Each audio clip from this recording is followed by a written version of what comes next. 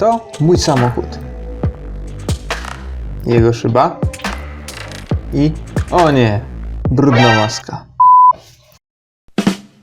To spryskiwacze. Oryginalne spryskiwacze, z których nie jestem do końca zadowolony.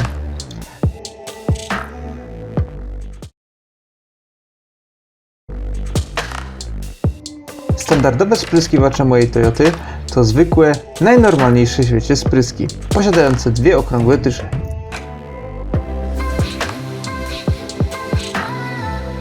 A to spryskiwacze mgłowe, które kosztowały mnie niecałe 5 zł i przybyły z kraju kwitnącego ryżu. Link do nich w opisie. Z pozoru wyglądają jak te poprzednie. Różnicę robi jednak dysza.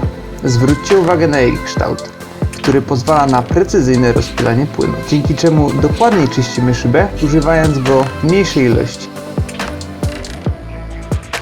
Do wymiany spryskiwaczy potrzebować będziemy płaskiego narzędzia.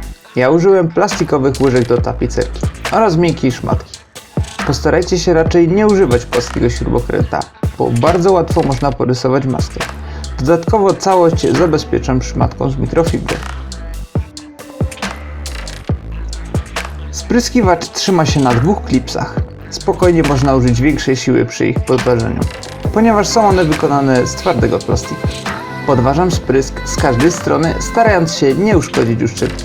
Następnie wykręcam całość, uważając na rurkę doprowadzającą płyn. Blacha jest na tyle ostra, że bardzo łatwo jest ją przeciąć. Przed montażem nowego wtrysku warto przetrzeć maskę w miejscu, do którego później nie będziemy mieli dostępu. Nowy spryskiwacz wkręcam i zatrzaskuję klipsy.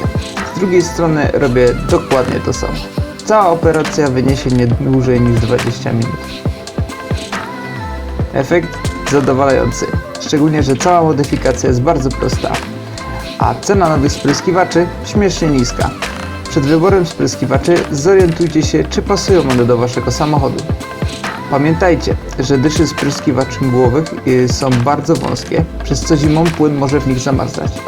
Natomiast ich wymiana jest na tyle prosta, że w okresie zimowym można podmienić je na oryginał. No i tyle w temacie. Jeśli podobał Ci się ten film, zostaw łapkę w górę. Pamiętaj również o subskrypcji, aby nie przegapić żadnych nowych filmów.